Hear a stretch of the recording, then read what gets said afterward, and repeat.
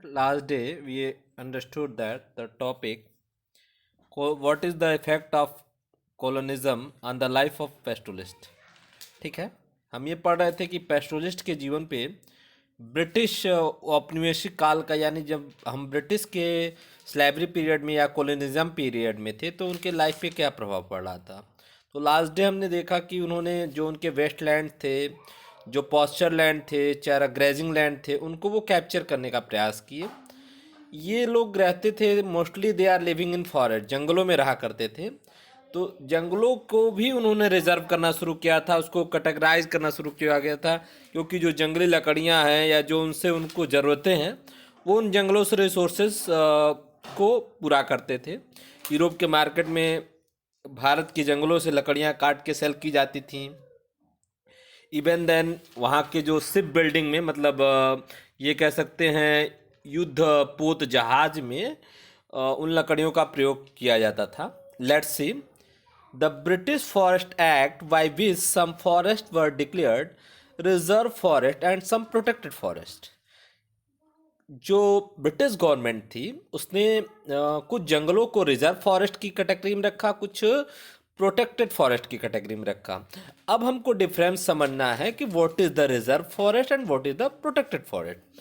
This different forest act passed in the mid 19th century greatly changed the lives of pastoralists. In the reserve forest, no pastoral activities were allowed while the protected forest. It means reserve forest जो था वो एक special forest था जहाँ पेस्टोलिस्ट को किसी भी प्रकार के पेड़ को काटने या पशुओं को चराने या लकड़ियों को लेने, किसी भी प्रकार की एक्टिविटी से घुसने का कोई आदेश ही नहीं था।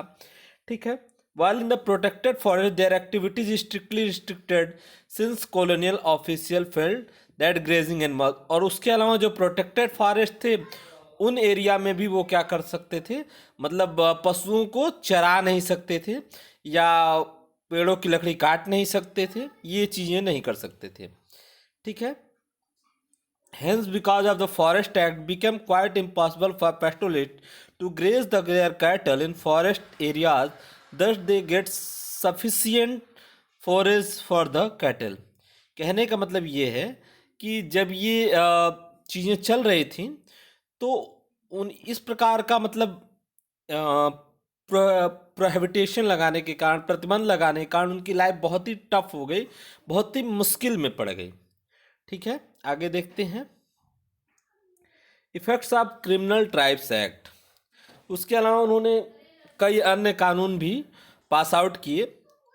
अक्सर एग्जाम में ये चीज़ें पूछ देती हैं कि रिजर्व फॉरेस्ट और प्रोटेक्टेड फॉरेस्ट का मतलब क्या है। तो रिजर्व फॉरेस्ट का मतलब यही है कि बिना अनुमति के ब्रिटिश गवर्नमेंट के ऐसे जंगलों में किसी भी प्रकार की एक्टिविटी आप नहीं कर सकते थे, मतलब पेड़ों को कटिंग नहीं कर सकते थे। और प्रोटेक्टेड फॉरेस्ट का मतलब ये है कि वहाँ भी लोगों को अपने जानवरों को चराने या वहाँ भी किसी प्रकार की ग्रेजिंग कराने के लिए कोई परमिशन नहीं था।